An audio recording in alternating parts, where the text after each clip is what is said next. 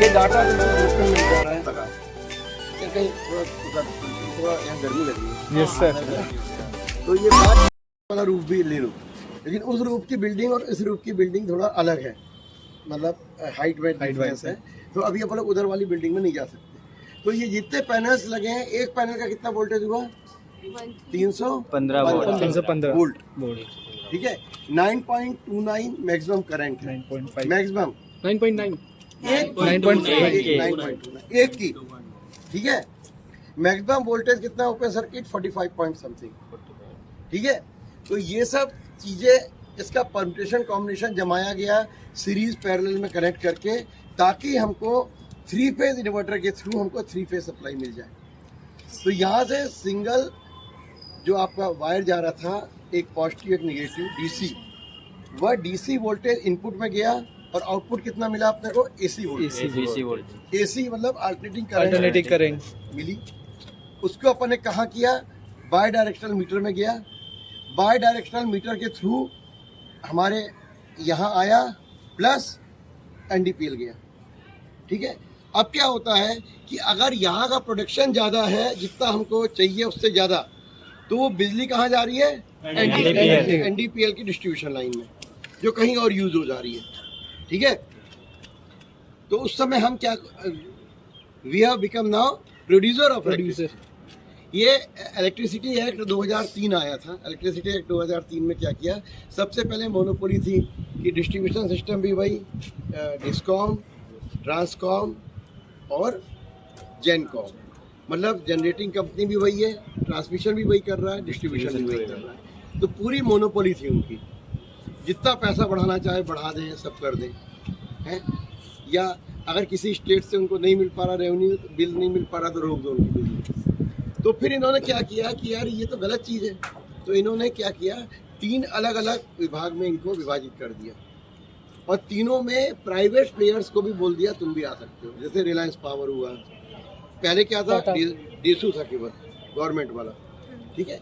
अब क्या किया इन्होंने, ट्रांसमिशन कोई दूसरी कंपनी भी कर सकती है, ट्रांसमिशन, जनरेशन और डिस्ट्रीब्यूशन। फिर उसके बाद इन्होंने क्या किया, एक और कॉन्सेप्ट लाए डिस्ट्रीब्यूटेड जनरेशन का।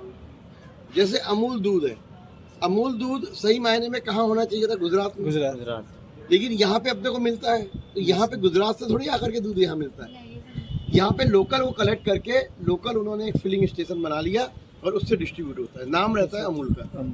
इसी तरीके से क्या किया इलेक्ट्रिसिटी में इन्होंने, जैसे दिल्ली में उन्होंने परमिशन दे दी। अभी कोई इसलिए नहीं कर रहा क्योंकि बहुत ज़्यादा प्रॉफिटेबल नहीं है।